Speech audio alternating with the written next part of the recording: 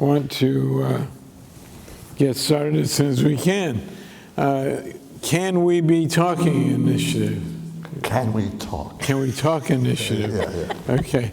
Harris Sokoloff has had some title changes over the years, and I said I'd use one of the new ones. Yes, thank you. He's from the University of Pennsylvania, Yeah. and he's done great work on bringing people together.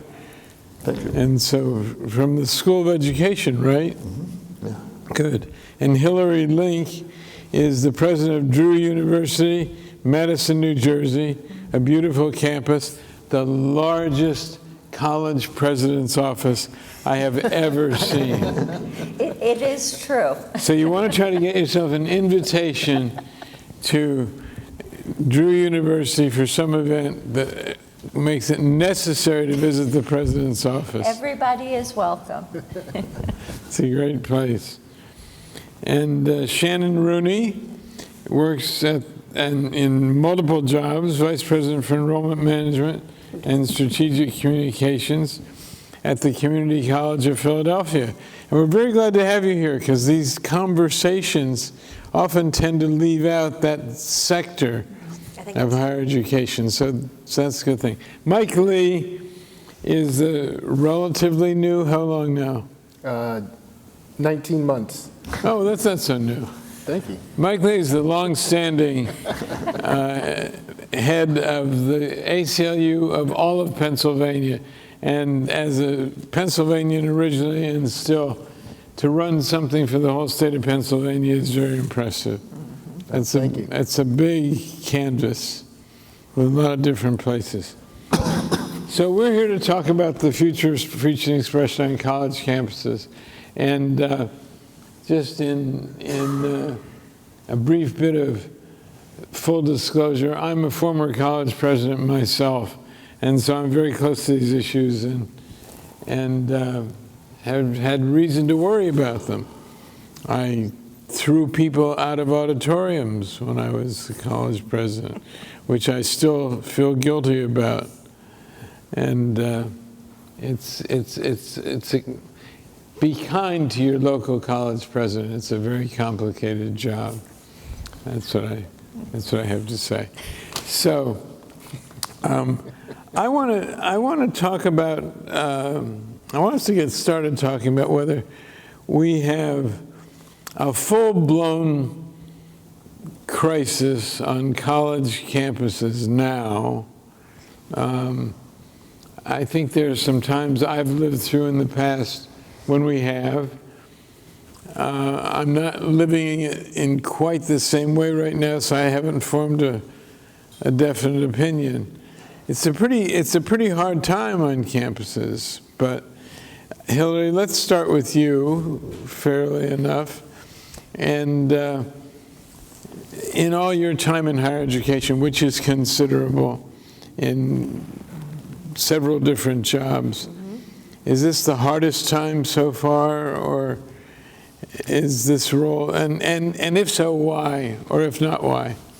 So, you know, it's so interesting. I was telling you earlier, I came from Hoboken the last 2 days where I was at a gathering of about 100 university presidents, and we were talking about the fact that for people who have had longer spans as leadership on university campuses, it used to feel like there were every few years a big crisis, right? There was 08, 09 when institutions lost a lot of their endowments. There were, you know, just other things, 2016, et cetera, with the first Trump election. I've been a university president since July of 2019, which means that 6 months into my first presidency, COVID hit and we were in lockdown. And then George Floyd and racial reckoning, and then all of the political, January 6th. And now, given the issues, tensions with the federal government, it has become a constant crisis. So to answer your question, is it a full-blown crisis?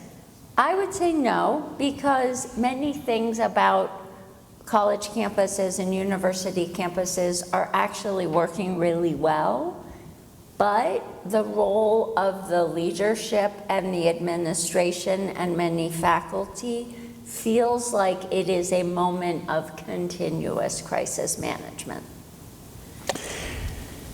And how is that management going? Oh, it's an adventure. I think it depends on the institution. So at Drew University, we have, Drew is an institution that's been around since 1867. It was founded as a Methodist theological seminary. It has social justice, inclusion, and diversity at the core of its being. Those things still exist, and we are working to protect all of those things and all of our students on our campus. But it's a really hard job. We have managed, I think, some of the protests, certainly over the course of the 23-24 academic year. After October 7th, we were able to manage pretty well because we allowed for a lot of protest and debate, but it never kind of crossed the line to being disruptive to other people's education, which to me is a big dividing line. So I would say we are managing, but every day is a new adventure. We heard a lot about that on the first panel this morning, that it's a little bit hard to understand where to get all of your information from about how to proceed. It's hard to know what's reliable information and to get it in time. Mike Lee, how often has the ACLU been getting involved in campus disputes in Pennsylvania recently? Well, recently, like a month ago maybe, we settled a case against University of Pittsburgh and how they handled some First Amendment activity on their campus. And again, I think it is very much dependent on if a university or college is public or privately funded, how easily we can intervene as champions of constitutional rights. And in this instant, and also contextually, I think that the subject matter of the conflict between Israel and what happened in Gaza was so inflammatory that I do think it was is being handled differently by all stakeholders and not just single out colleges or universities. But essentially there was a student group supportive of Palestinian rights. They did a silent protest during finals where they held up their views and beliefs while they studied in the library. That was deemed disruptive, and while they were facing a disciplinary hearing, they sent out an open letter to the campus saying, "Can you believe our free speech was violated?" which led to even more sanctions. We were able to work this out without trial because I think the university does appreciate the importance of free speech, and that is one instance of many that we investigate and track down since October 7th specifically. Are there any other lessons of that case in your settlement that you think can be applied elsewhere, that are instructive for other conflicts that will arise? Well, I think that one thing social media has taught us is that everybody's tolerance level is different. And as Hilary said, there's so much distinction that needs to be drawn between what is a disruption to other people and what is expressing your rights. And even from a zoomed out sense of First Amendment rights, the time, place, and manner restrictions that we all hopefully think of when we think of our free speech rights are really centered around balancing disruption to others versus your ability to express things.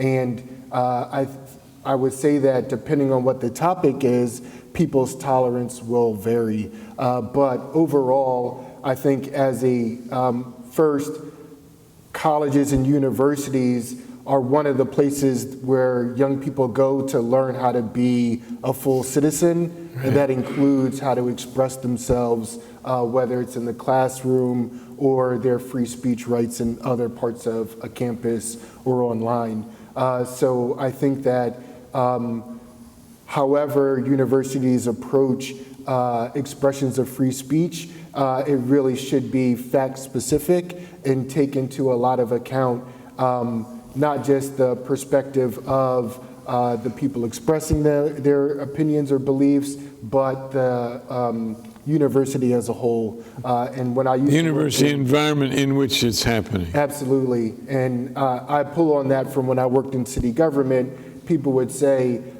you don't just work for the people who elected your boss, right? You work for all Philadelphians. And I think that is, in a nutshell, what our university and college officials are trying to balance out is how to be welcoming while not being exclusionary. And that is a moving mark when you're talking about personal feelings, whether it be offended by language or personal safety. Harris, I'm going to save you for last because there are two particular questions. But I really do want to make a point in this conversation. Please, go ahead. Excuse me. It's important that we talk about the right to free speech. I think we also need to have a conversation about what responsibilities are implied by that right. Right. Is it an absolute right? Or is, that's one kind of way of asking it. The other way of asking it is, what are my responsibilities to other people in my community, in this classroom, in this university? What are my responsibilities as a resident or as a citizen? And how do I balance my rights with those responsibilities? I would actually advocate another topic, but we need to have a bill of responsibilities, not just a bill of rights. Okay, Those responsibilities, I would also say, apply to the decision maker. Yeah. And I've seen numerous examples of the disruption starts when there's an intervention to stop what is occurring.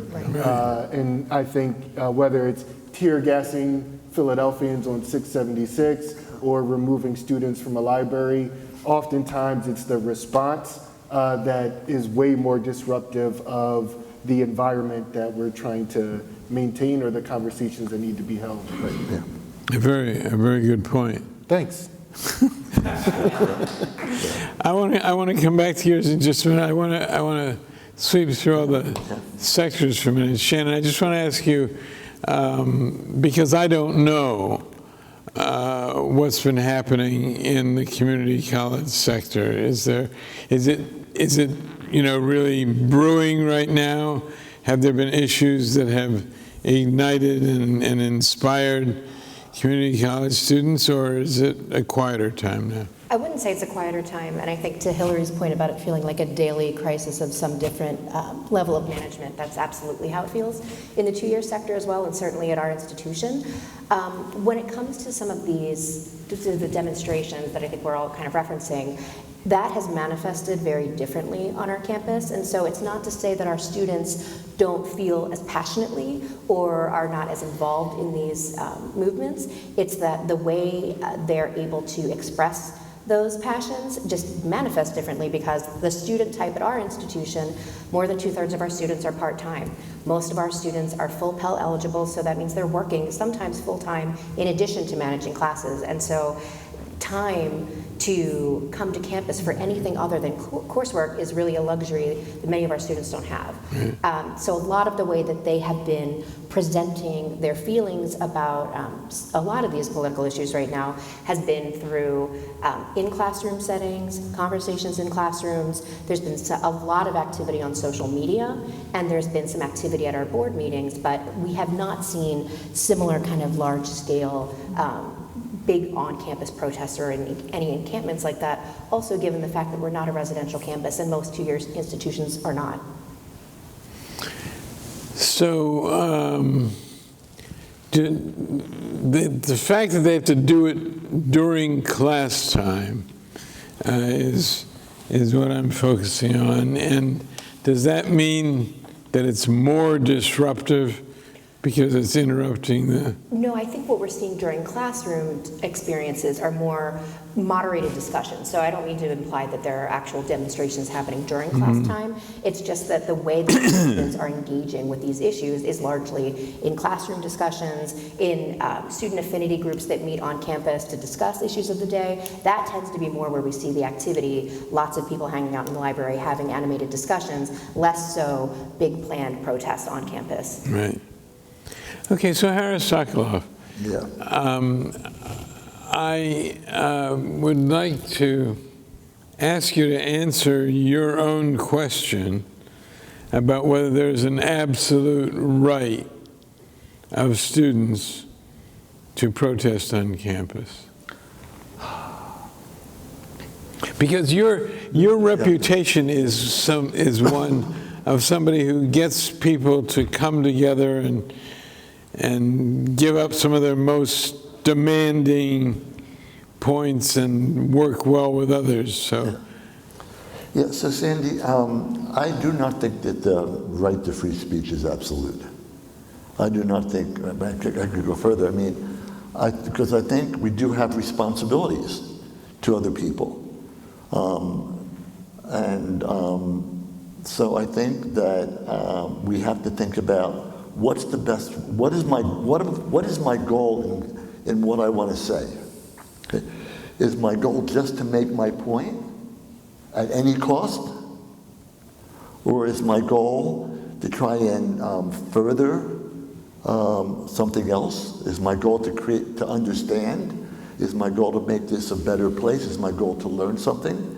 I think all of the reasons we talk with each other can affect the way we enact our right to free speech and the way we say it. So the work I've been doing around public conversations, whether it's small group setting or large settings, and we have a set of ground rules about how to talk. And we talk to people about this is, having a conversation like this is not a safe place only. We have to be brave in our safety. And what that means is that I have to frame what I want to say in a way that others can hear it and not feel attacked. So if I'm attacking anything, I'm attacking the ideas, not the person. And then we say that. well, that's a key thing, isn't it? Yes. That people feel respected while they're protesting. Yeah. So, I mean, I'll give you an example. Just recent in Philadelphia that very few people know about. Excuse me. A couple of weeks ago, the Holocaust Memorial Plaza in Philadelphia, which is not far from where we sit, was installing a new mural. And at the installation, a group of protesters came, and their point was that while you're talking about the Holocaust and the Second World War, there's a Holocaust going on in Gaza right now. Okay? Well, they tried to interrupt the installation of the mural. Okay? And there were some police there, and the police actually suggested that they move away, step back. And we could hear them protesting, we could hear them chanting, and some of the things they were chanting, to my ear, were fascinating because they were Israeli songs, you know, and they never got to protest, they never got to interrupt the piece, the silent protest that you mentioned. If it didn't interrupt students studying, if it was just meant to sort of bring something to their mind, I think that, I mean, from my perspective, that's fine. But if we're trying to interrupt and stop something else from happening, that's a problem. If we're trying to impinge upon others' free speech rights or other rights of people, I think we have to figure out what the limits are.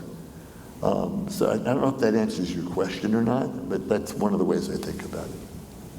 Well, the question I've always wanted to ask people in a situation like that is, do you mean to say that if other people are unable to study and don't do well on their exams, theoretically, that will help your cause?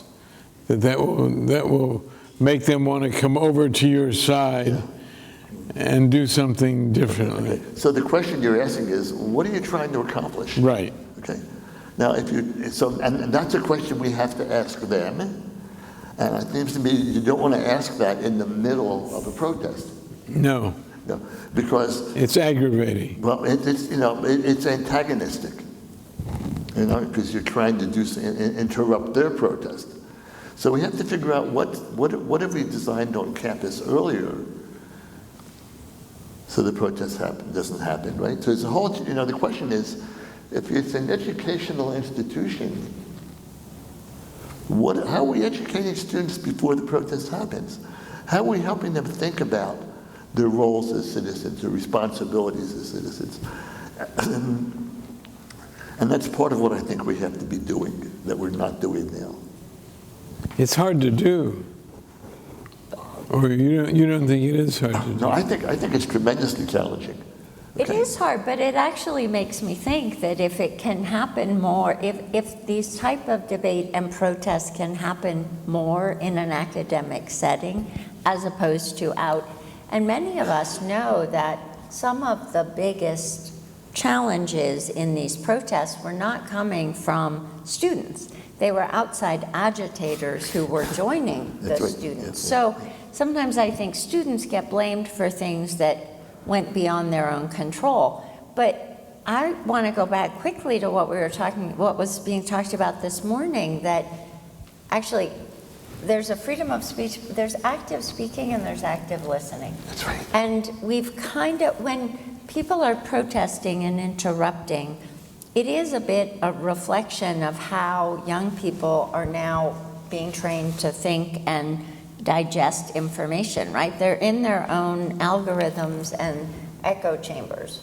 on social media. They're not thinking about the person across from them. And so we do have a responsibility as higher ed institutions to cultivate that in students. I think we have an opportunity to do it. Some of us try to do it.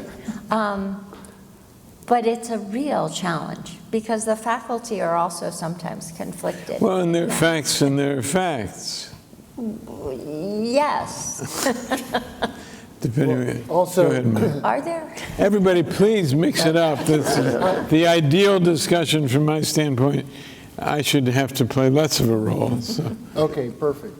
I think that we also need to be mindful that effective speech and protected speech are two separate things, right? And sometimes the point of the expression of your First Amendment rights is to create a disruption or to inconvenience people. Marching down a highway is intentionally done to disrupt everyone's day-to-day traffic and hopefully make them think about why the traffic is being disrupted. So I think there are protected speech activities that are very ineffective, but still deserve to be protected under our Constitution and included into this larger conversation. I also would say that protest is a bad problem solver, and to your point, it would be more effective from a persuasion standpoint, to have those conversations in a different setting. And it is helpful to think about what led the people to this point, where the only way they felt like they could be heard or seen is to stand outside and demand to be seen, or to quietly sit in a library and demand to be seen in that different capacity. Yeah. Go ahead. I think we should be very careful to present that education is somehow going to prevent or supersede the need for protest. I do think, and to Hilary's point, we have an opportunity to educate students and potentially intervene, though it may not be the best word, in terms of making those questions. I would say I would probably ask a student in the middle of a protest, can you talk to me about what is your goal? And it may be that it is purely disruption for the sake of disruption, to bring awareness, and I understand that. Yeah. But I do think we have an opportunity to have those conversations sooner, and it may not mean that we don't wind up with a disruptive protest, but it may be that there's other action happening simultaneously that kind of gets the movement where it wants to be in a way that works for the institution too. Shannon, that's a great point. When we ask these questions, we have to figure out when are we going to be most effective. you know? So just like we want the students or the protesters to think about, what's my goal here? Is my goal, as Mike said, is my goal to bring this issue to people's minds in a different way? Or to help people see a connection that they may not have seen before, you know? That's one thing, and we have to figure out when's the best time to ask them. But I actually want to, excuse me, I'm about to go down deeper in this very silly way. Not silly, but I actually think that if we expect students to learn, people to learn this when they get to college, it's too late. It's too late. We have to start helping young people when they're in high school learn how to talk with each other across difference, without shaming, without canceling, and you know, the part of the work I've been doing is with high school students. So it's possible. I mean, and the classroom can be a wonderful place to learn how to listen actively, how to speak in a way that digs in deeper, how to search for understanding rather than wanting to be right. I mean, I really don't like the term debate for most of what we see. Debates are highly structured, and there's always a winner and a loser. But dialogue and deliberation are meant to help people make decisions, and they're structured. There's ways of doing that. And people need to learn how to do that, as well perhaps as to learn how to debate formally. But what we call debate on television is not. No, of course not. Pardon me? Of course not. No, it's not. And so I really think we have to learn how to be more respectful with each other about this stuff. So, okay. And yeah, I mean, you know,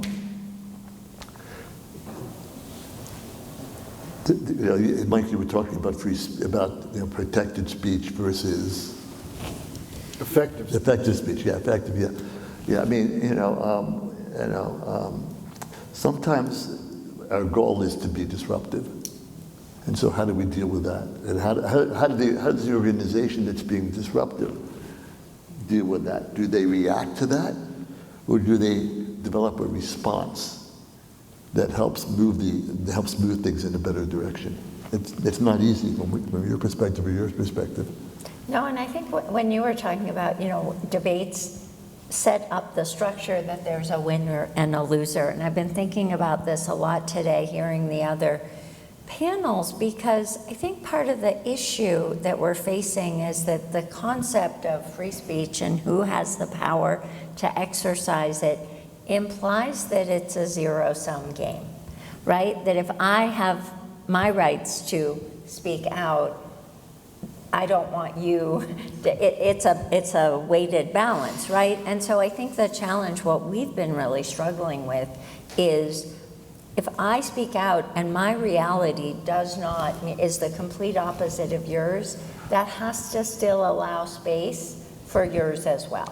It can't cancel out your opposing opinion. And that's what I think young people struggle with so much, that it's a win or lose, and I have to shout louder, I have to be seen, but that's at the expense of the other side.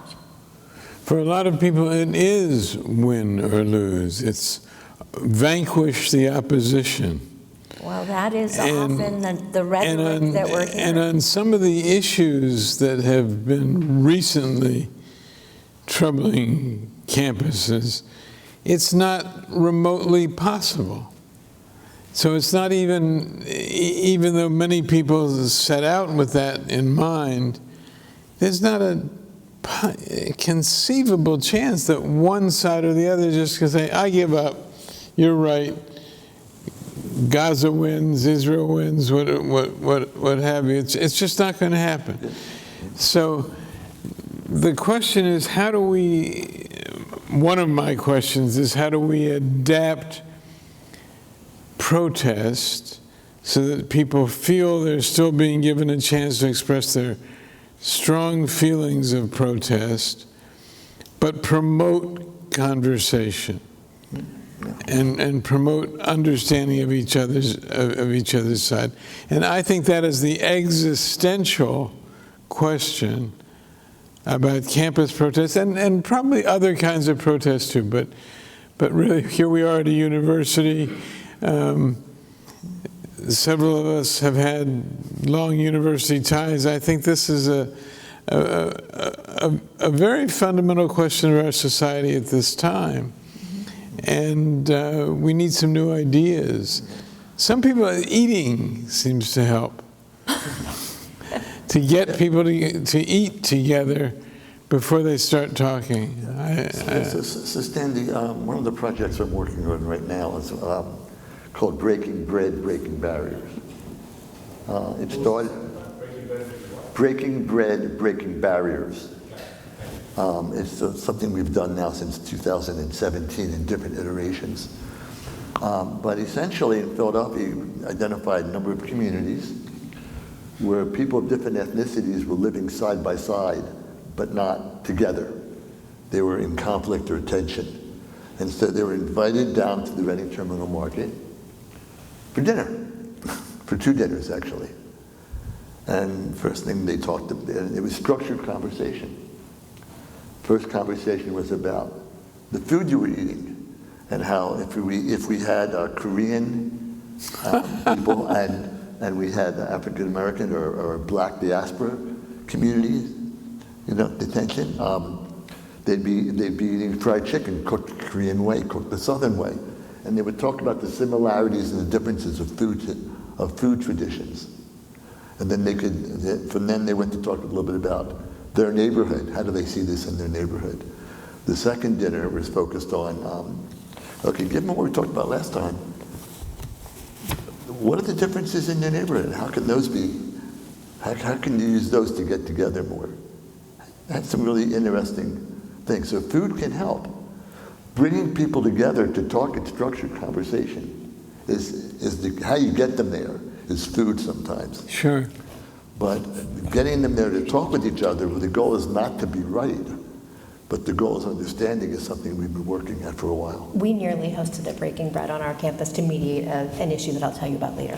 Okay. But it's a great idea. It's a great idea. And I think why it's a great idea is that you're creating space for people to feel heard. And I think when we think about our students, again, I don't want to sound like the idea is to get away from the idea of protest. I think in many ways, culturally, the college experience for a lot of students looks like an experience of protest at some point. With that said, I think we have an opportunity and probably an obligation to create opportunities where students can feel heard before they feel like their only resort is to move to a protest. But food can get them there, I would agree. But I want to go back to the feeling heard because you brought it up, and I think it is so core to the challenge on college campuses right now. There's also a big question as a university leader on public statements and institutional neutrality. And part of the reason why I believe, and from my own experience, university leaders began to make more and more statements was at request of student groups to feel seen and heard. Mm-hmm. And so I think sociologically, we have to really think about what is it about this moment that has brought people to this screaming need to be heard in a way that might be disruptive to everybody else. So what is driving it? The other thing is, Sandy, you said, is it protest or is it something else? I think it's yes and. It's all of it. Because you can have students protest, but they're also going to be sitting in class next to each other the next day, or they might be living down the hall. So you have to create multiple outlets and opportunities. Mike? I was just thinking to myself, when the Eagles won the Super Bowl, we wouldn't call that a protest, but it was certainly free speech on campus.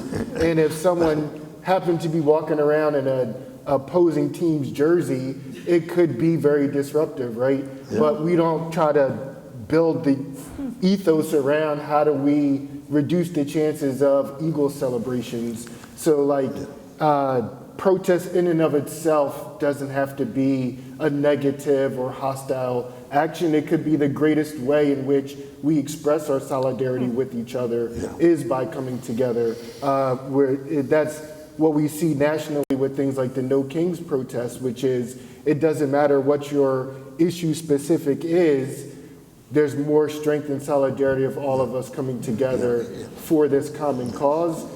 Whether or not that's effective, I think, is another part of the conversation, and how that could look on a college campus, I think, is also a unique challenge for my wonderful colleagues here. So, you know, Mike, one of the interesting things about the No Kings March in Philadelphia back in the spring, right, or spring, summer, was as I was marching, we can talk about that if you want, but as I was marching, there was another group in back of us that tried to raise the Palestine issue. And they started chanting from the river to the sea, Palestine shall be free. And somebody, I don't know who or how,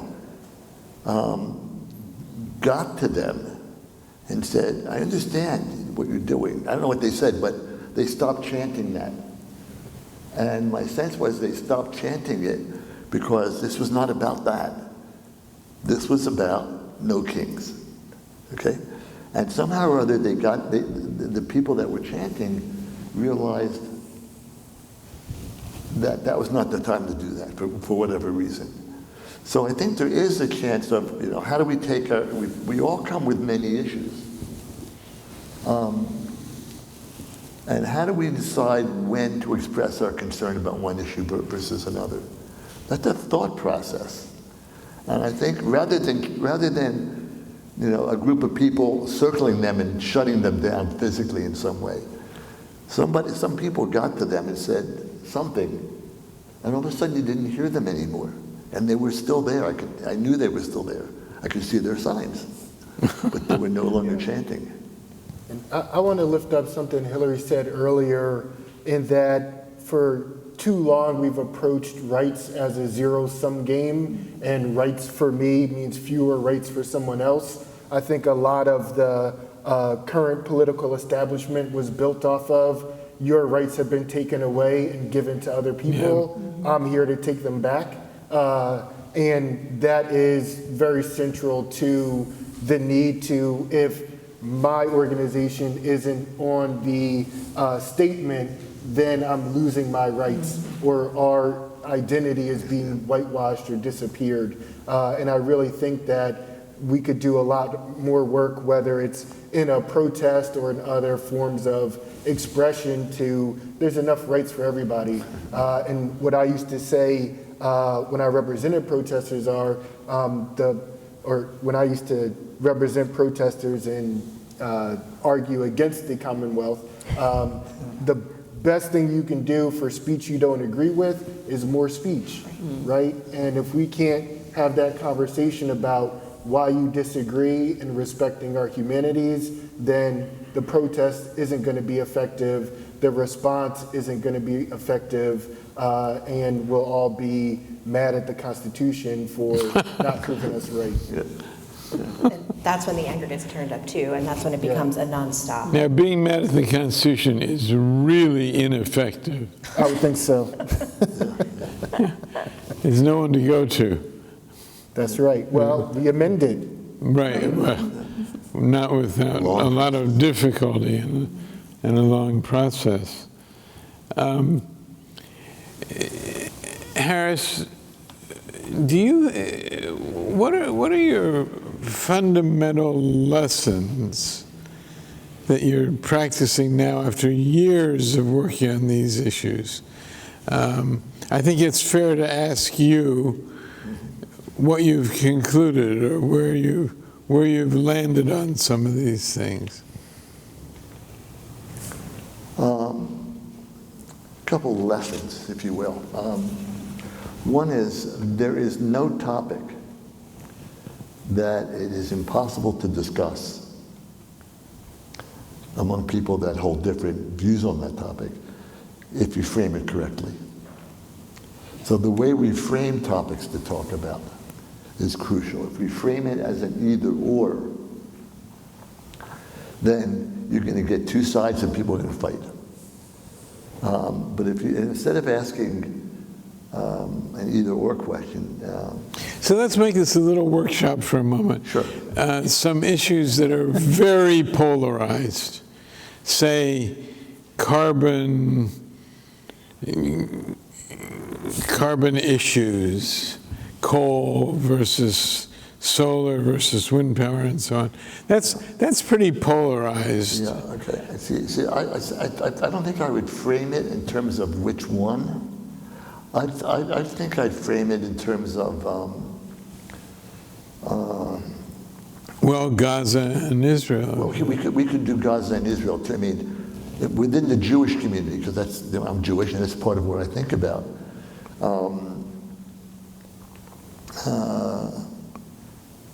I wouldn't.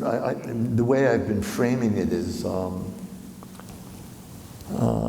sort of think, why is it so hard for us to talk about Israel in the Jewish community? Okay,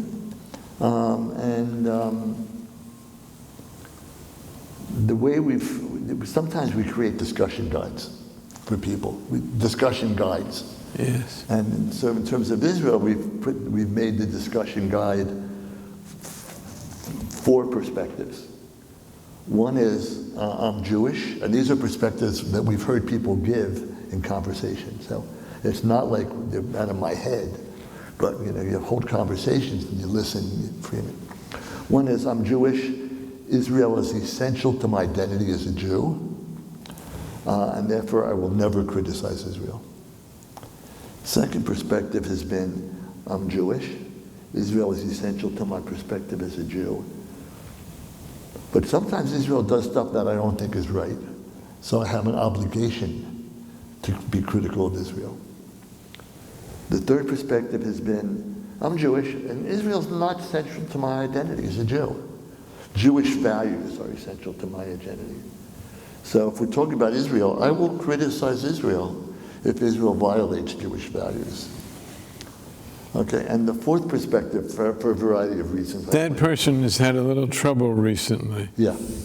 Well, no, actually, that, we can go into that, but that person has a stronger voice now. Okay, because they're actually that person is now being incredibly critical of Israel because of violating. Okay, right. Okay. Not popular in the Jewish community, but they have a voice. And the fourth one is the youngest perspective, which is, I'm sick and tired of this argument about Israel. Leave me out. They just want to withdraw entirely. There is a fifth perspective, which is the boycott, diversify, and sanction perspective that we bring up every now and then too. But so you have to frame the issue so it's not an either or, and so that people can see themselves in one or two of them in the spectrum. Yeah. And so we have conversations, and it's interesting how people's minds, what they say will evolve over time in a 2-hour conversation. Planning, okay, that's Did the 60s help prepare us for this kind of spectrum conversation? I want to go back to something I think Hilary said. I actually think that some of the stuff that happened in the 60s around campus protests was incredibly, can provide good lessons. On some campuses, they had teach-ins. Yes. Where multiple perspectives on the war were presented. Okay? Now there was, and those have the reputation of having been very effective. Okay. I'm saying that not that I didn't live through them. I did live through them. I'm just saying that I'm not trying to avoid age issues. No, they did have that reputation because they changed. They took the university's mission of education very seriously. Yes. Yes. And I don't think universities are taking that mission very seriously right now.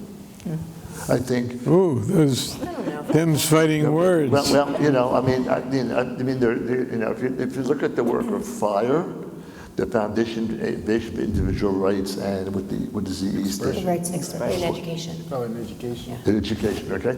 So that's one. You look at PEN America, and the Heterodox Society. All of them are making the same kind of argument that the universities are not doing that, are not doing their job in that area. Go ahead, Hilary. But I would argue that the social context Yeah. of the protests now is so different Yeah.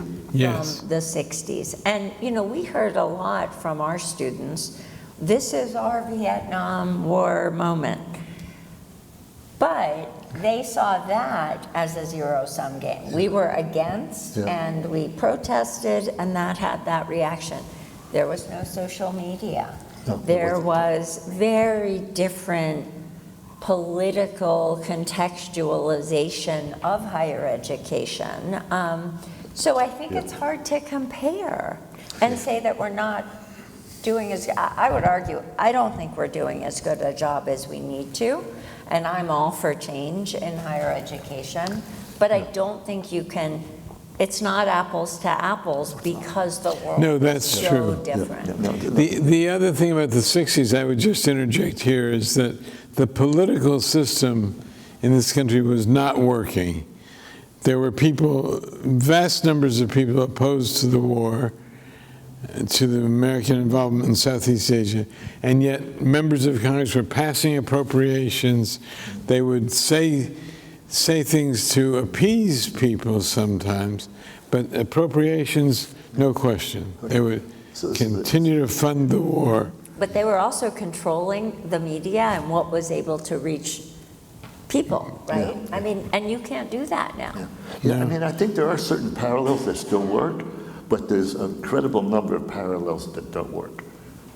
Well, I think another influence of those protests is they probably had a lot of guidance that then got reduced to manuals and student contracts and guides. So whatever lesson, good or bad, from those experiences are almost certainly baked into student handbooks of today of what your right to express yourself Good point. is, depending on if it was effective teaching. That university might have a much broader approach to what students may or may not be permitted to do than a college or university that had an adverse experience. Yeah, I think the other piece about that is the Texas A&M experience recently, where a student spoke up in a classroom against what a teacher was teaching about LGBTQ issues, and then videoed the whole thing, and then said, the teacher actually said, well, you should talk to the president of the university. And the student said, oh, I have an appointment tomorrow morning already because I want you fired. And in fact, the person was fired. Okay? And so I think there's a whole different context in certain states, in certain places, about what can be said and what can't be said. And I think the sense of entitlement is different now than it was then. I think it's a sense of entitlement, sure, with some. I also think we can't lose sight of the fact that for many of these students, and especially students who are living on a campus, their whole life is encapsulated at that campus. Yeah. That's how I felt as an undergraduate. You begin to look at your college or your university as an extension of yourself, and to use parlance of probably the younger culture today, that's your brand. And so you want your brand to be an extension of how you're thinking and feeling. And so I think the stakes are a little bit different in terms of how they think about, if I'm going to commit to spending my time, my money, my energy here, I want to make sure that it somehow magically reflects all of the other beliefs that I already have. Yeah, that's great. Which is impossible, Right. because if it's reflecting yours, it's not reflecting other people. That's the hard Right. part. Well, and I think I hear this a lot in today's times of the risk or fear of being arrested outweighs the risk of not living your life the way you would want to, or expressing your values the way you want to. And yes, professor, you may get fired for expressing your First Amendment rights, but that's what we have other parts of government for, is for your rights to be aggrieved, or protesting in the street might lead to an arrest, and you can deal with those consequences. It doesn't mean that free speech isn't working, but when you don't go out because you're afraid that you could be arrested, then we're losing some of our team democracy. Do you think that's core happening now? principles. Absolutely. I think that's intentional part of what the federal government is trying to do Right. across sectors is create a chilling effect where the consequence of noncompliance outweighs whatever benefit from complying with the Constitution. So that's tough for the ACLU.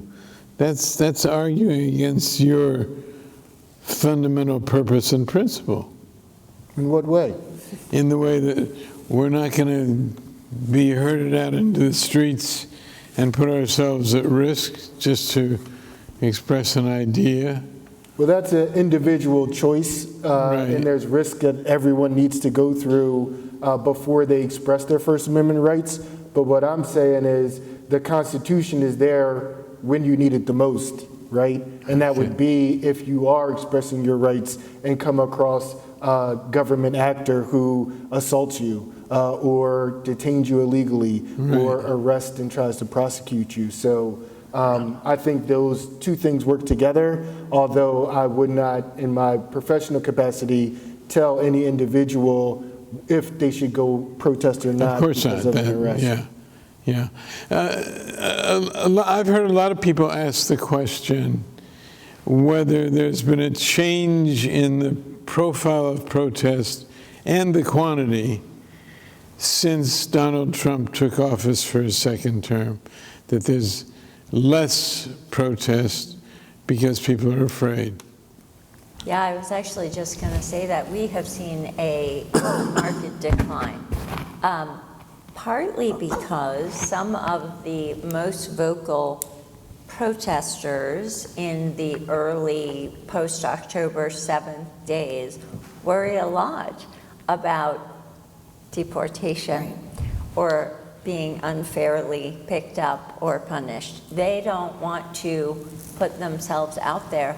I think the sense of a chilling sort of self-censorship is huge right now and is really problematic, both on the faculty side, because I have faculty who say, I've changed the syllabus because I cannot manage, an erupting protest in class, for example. We don't train our faculty per se to be able to do that, but you hear it a lot among students, or you don't hear from the students because they simply don't want to put themselves or their families at risk. And I think it's a huge issue on college campuses right now. So that's really the immigration factor that you're talking about. And you think that explains more than, goes beyond immigration explaining the protest, because immigrants would have been more likely to protest on the Middle East? Is that? Well, on our campus, we have a substantial Palestinian cohort of students, and they were leading a lot of the protests after October 7th throughout the year. They are not right now. Now, some of that is because we've engaged them as an administration and worked on their divestment, requests, demands, et cetera. We've really tried to engage in dialogue, but there have been moments where they have expressed a very explicit fear of being recognized as protesting against the government in this moment. And I think there have been a lot of high-profile stories about the consequences, especially students in New York who did engage in these protests, who were beyond expulsion. They faced other sanctions from the government. Oh, there's some bad stories out there. And so, I think there is a part of the lack of protest that comes down to fear, but I also wonder how much of that is just exhaustion from being enraged all the time. But I guess we'll see. I mean, there's a No Kings protest on Saturday. So we will see how many folks want to take to the street this weekend.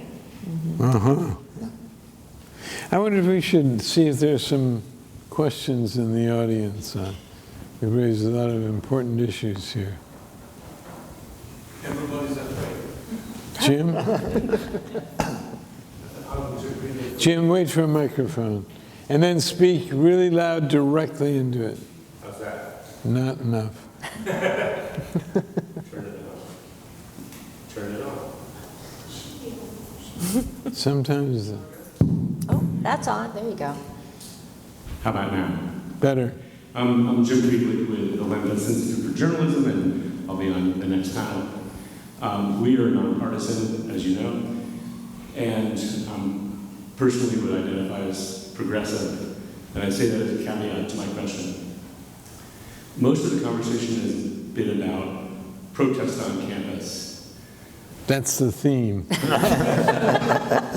There's public protest on campus. Right. There's a different kind of protest which has caused considerable backlash on campus and more broadly politically, and that is the free speech rights of conservative students, of students who feel that campus is overtaken by wokeism and they mean that as a negative.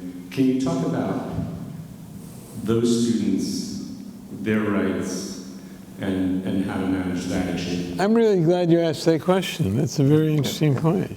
Sure. I'll say a few words about it. Basically, the rights of non-protesters. Yes. So the Can We Talk initiative that I co-director of and co-founder of actually started because of that. One of my colleagues, a guy named Jonathan Zimmerman, who's a strong free speech advocate, who writes op-ed pieces about this all the time, came to my partner Chris Satullo and I and said, guys, we've got a problem. Here I am at Penn, a very liberal university, and I've got students who come up to me and say they're afraid to talk in class because they voted for Trump. This is back in 2017. Can we create a structure for them to create ways for them to be able to talk? So we started the Can We Talk project. It's a small project though, and so it's a big issue. And part of the issue for me is how do faculty members set up their classrooms so that a wide range of perspectives are expected to be taught and talked about. It's hard. Faculty members don't, they have their ways. They have what they want to teach, and they are, and some of them do not want to be flexible. So it has to happen, and I think it's a huge issue. I think it's a huge issue. And part of it is that they have to set up this different environment in the classrooms. And it's not just in the liberal arts, it's in the sciences as well. It's in every content area. And faculty members have to want to hear the least popular ideas, not just their own. And that's just part of That's a good way to put it. Yeah. And I was lucky because when I was an undergraduate here at Temple, as a matter of fact, a long time ago, I took a philosophy of war class. And at the end of the semester, handed in my final paper, and faculty member graded, and then had to go talk to him. Professor Sidney Axon, blessed memory. And I remember him discussing my paper. I got an A in the paper. And he said, I got one question left. What's the best argument against you? What's the argument that troubles you most? I think we have to ask that more often. And I think faculty have to teach that way more often. Not just the research that they know, but what's the other research? Because there's always multiple perspectives on an issue that have different balances. So we have to, what's the pebble in your shoe? And how do you deal with that? You have to be pretty secure to answer that truthfully. You do. Well, you have to know you're not going to be penalized, number one. And you have to know it, number two, which is a whole other way of learning. I mean, I think, I can only speak from my experience. I think it is a real problem on college campuses. I think they do tend to skew politically left, and we know that there are students, there are faculty, very small number of faculty really, because to some extent it's become a little bit self-selecting at certain institutions. But it feels like they are not free to speak out. And I think that's a huge issue. I think some of it though is very structural. I'm actually on a big kick about eliminating departments and specific silos in academia. But I think it's relevant to this because part of the problem is everyone teaches their very narrow specialty. And that implies a very narrow perspective. But if you can cross-disciplinary, try to do inquiry-based or problem-based learning, you actually are being forced to confront the unpopular opinion, the thing that goes against your argument. So I think part of the problem is we've structured higher ed to support that very narrow viewpoint.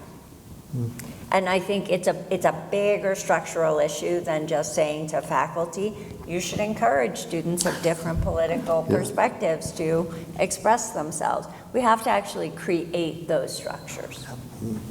Absolutely. Yeah, I would agree. I would say, so we have an interesting story from my campus, and those of you who are on top of the news, you may have seen the individual that I'm about to talk about. So CCP is federally recognized as a predominantly black institution and a minority serving institution. So many of us were very surprised when our campus elected, now we have a pretty low voter engagement in terms of our student government, but our campus elected a white MAGA individual as student government president last year. And he served as SGA president for a year, and in I suppose, nearly a heckler's veto, his fellow governing representatives eventually ousted him, using the mechanisms that are part of the student code of conduct, given some of his kind of obstreperous behavior outside of the classroom.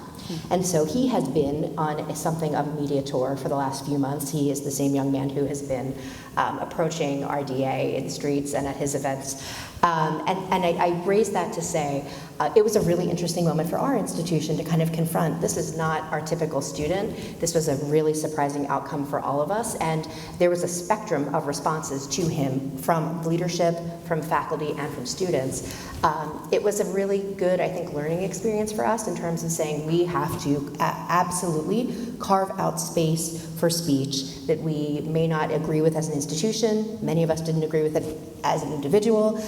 He also, just given the way things were unfolding in our institution, became our first student trustee, or our representative to the trustees. So it was a very interesting situation, but I think it speaks to the need to kind of carve out an opportunity for students to feel heard regardless of what their actual opinions are. And we had an opportunity to educate him where we could. Mike, you had something you wanted to add? One, I find it interesting, like,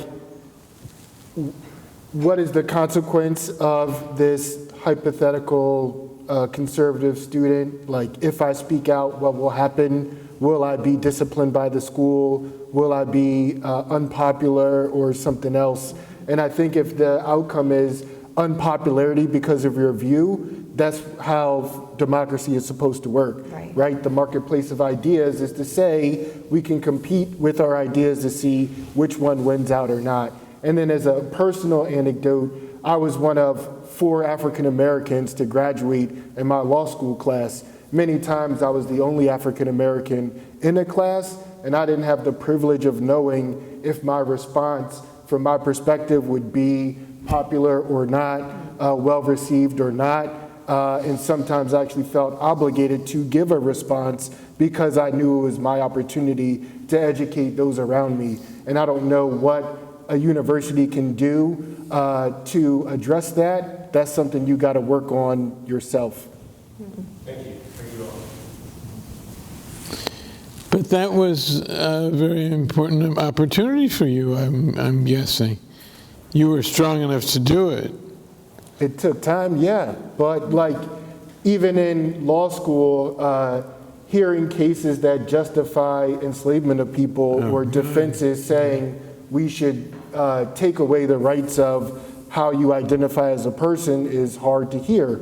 It can be intimidating to not want to speak out. So I appreciate the perspective of the hypothetical conservative student, but again, I don't know what responsibility the university has outside of not disciplining if they do share an opinion that's unpopular, but it is to me, I think much more about self-censorship and how you can empower yourself to express your viewpoint. Can I just say one thing, because this is so interesting. At my previous institution, in the wake of George Floyd's murder, we had a lot of our Black students who were really angry at the institution because they felt like the institution, by not handling this institutionally in the way they would have wanted, put the responsibility on them to speak up in class on issues exactly like what you're talking about.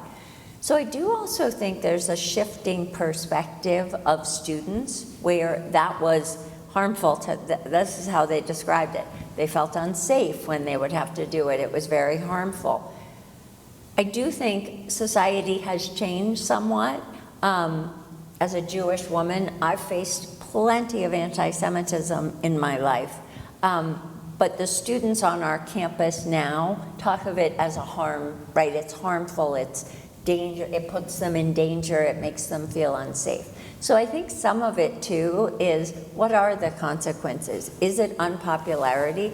I don't think an institution, unless someone says something truly hateful that will cause danger to someone else, is going to punish someone for speaking up. But I think it's the social sense of feeling aggrieved or pained that has shifted some. I do want to insert one thing here briefly before we go on, which is that I happen to agree that there's too little diversity of opinion on most American college campuses. But the question of how to change that is multiples of complexity that Yes. can't even be imagined. I mean, when I was a college president, people say, well, why is that department so liberal? And I'd say, well, what precisely would you like me to do? Would you like to give the money to create a new professorship that can go only to a conservative? And is that really a good thing, to have ideologically defined professorships? And if we are looking for a conservative whatever put in your field here, how do we define it? What gets somebody over the conservative bar? Do you have to be against this and for that? It's a very chaotic way to try to fix the problem. Yeah, and you know, there's another piece about that. Today, it's not just a conservative perspective, because, you know, there's a whole strand of conservative writers that are really anti or speaking out against the current administration. So we now have a Well, third, that's true. You know, so it's not That's just true. conservative views that are not there; it's the pro-current administration views that are not there. And so, I mean, I think that actually makes it more complex in some ways. But I think it also opens up opportunities if we were to pay attention. But the main lesson for me is not to let government define how you hire That's right. in any way. Yeah. Define how you hire faculty members. I think if the point is to diversify opinions among students and the opportunity to kind of discuss a whole diversity of intellectual perspectives, the answer is not going to come from some massive overhaul or intervention necessarily at the university level, right? It's crazy. And the university and college level is governed by 1,000 different forces. Where I think there is opportunity, thanks to academic freedom and the tenure process, is individual faculty members in the classroom. Absolutely, in some cases, I would not suggest that to a junior faculty member, but certainly a fully tenured faculty member should have the opportunity to invite all kinds of intellectual perspectives into their classroom. Of course. To make those students Well, that's a good comfortable, point, yeah. and that can eventually, potentially diversify what's happening in higher ed. It's a partial Right. solution. I think it's got to be a meeting in the middle. You can't just look to the institution, I think, to solve that problem. Shannon, I would actually go a step further.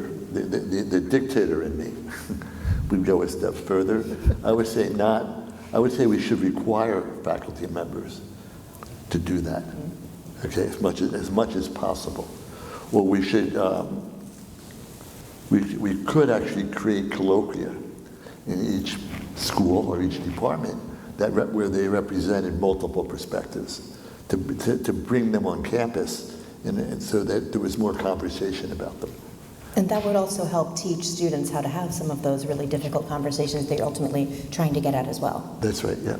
That's right. Yes. Thank you very much. This is very beautiful because I lived this with the United Nations for 35 years plus.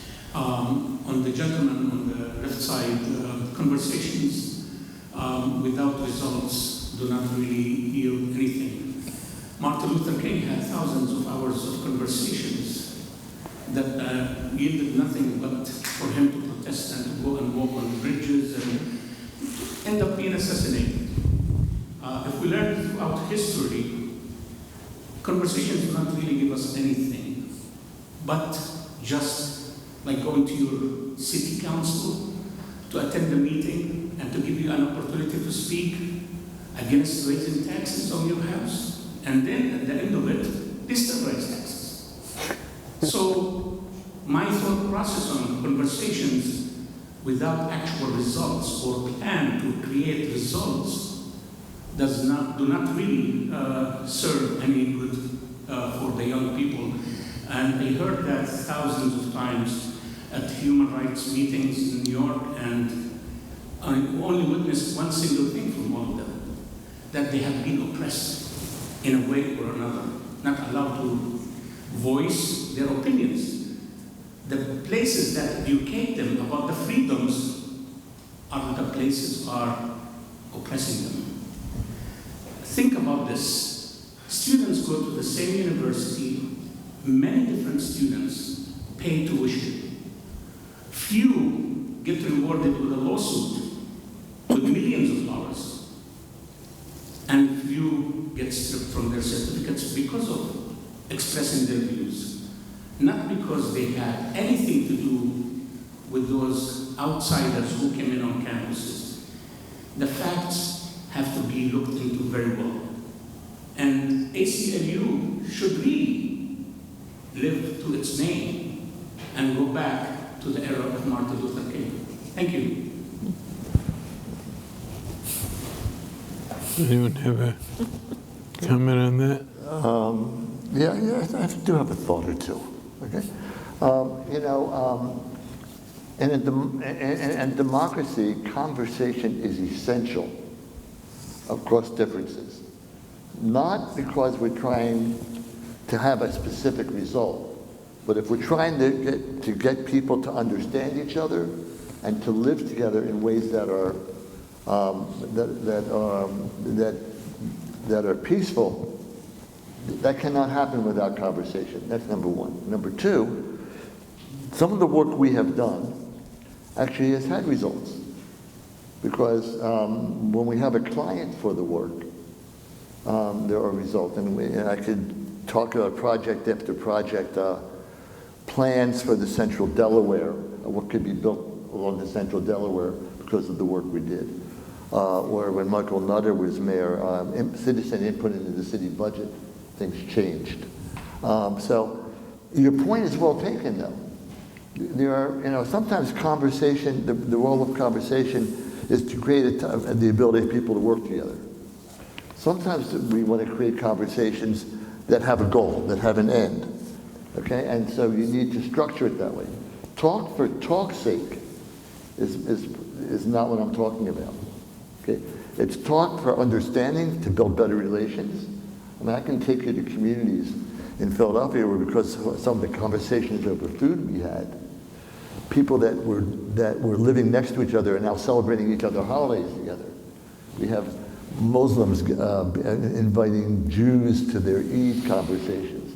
We have African American Black diaspora people sharing in celebrations of the Greek neighbors.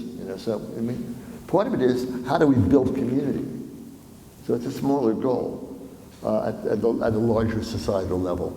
So I mean, I think we have to think about what we're trying to do. What kind of society are we trying to build? And how do we do that? That's part of the Martin Luther King thing, right? I mean, that work is still a work in progress. And there are people pushing against it mightily. And we still have lots to do there. Many of these problems are not solvable, but they are addressable. And I think that's what we have to figure out. Why are we having the conversation? What's our goal? And what is our plan to get there? That's part of the question. I would just add that the ACLU as a whole has been very responsive to this administration and every administration for the last 105 years that have violated civil liberties, but specifically to this panel, there's a case that we're counsel on called AAUP versus Rubio.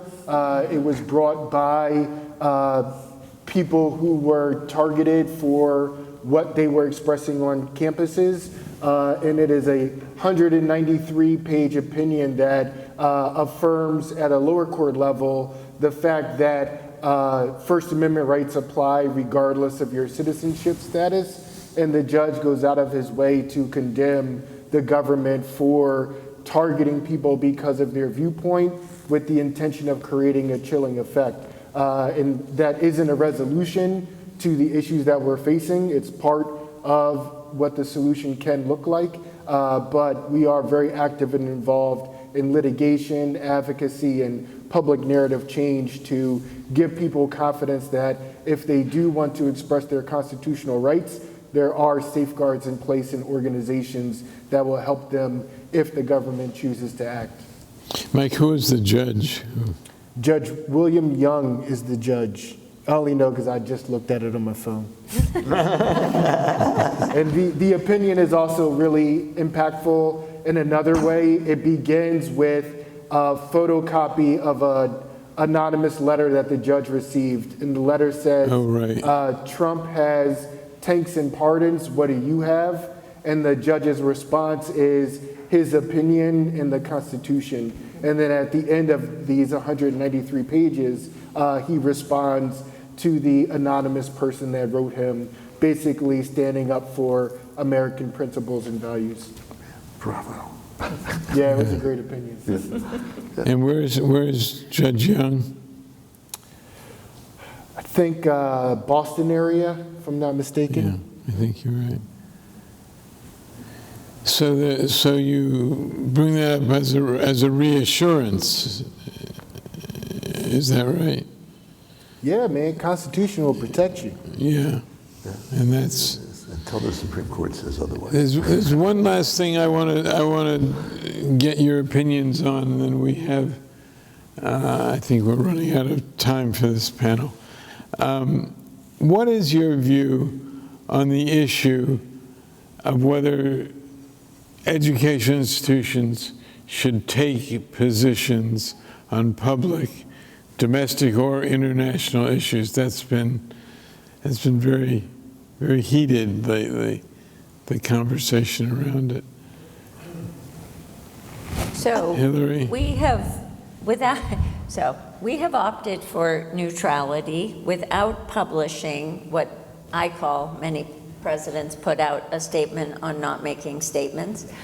We did not put out a statement on not making statements, but we were very clear to all of our students and faculty that, and this really happened throughout 23, 24, that we felt it was more harmful to the campus community of dialogue and debate and inclusion across difference that we were trying to create.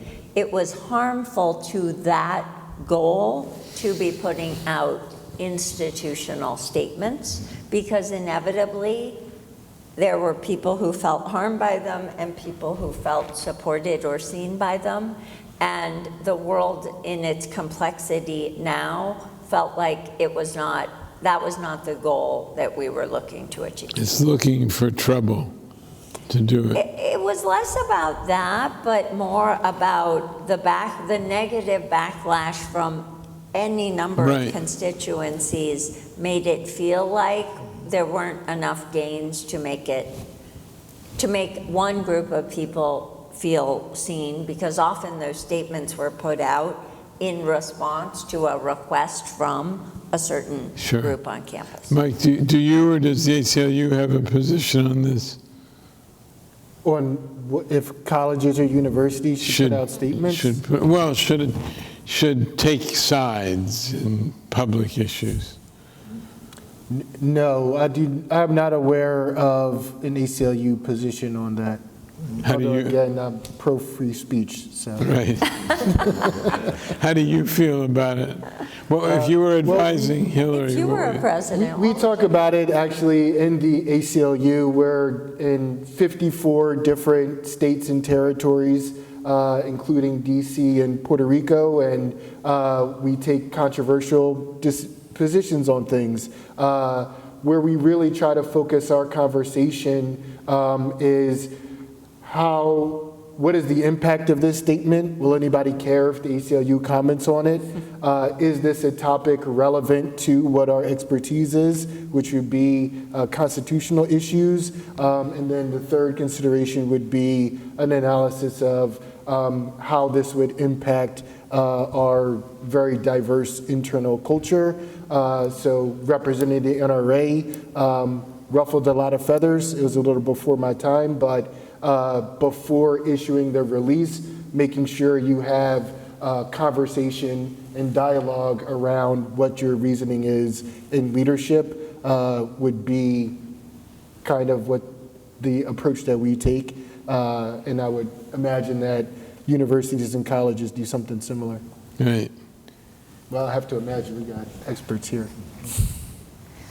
I think we have to consider too, there's statements that ultimately can ring hollow if they are just a statement, right? And so our institution may not want to release a statement because of something that happens. To the extent that we are on the side of anybody, we are on the side of our students. And so a small example would be all of the disruption and everything that is happening with ICE agents in cities around this country.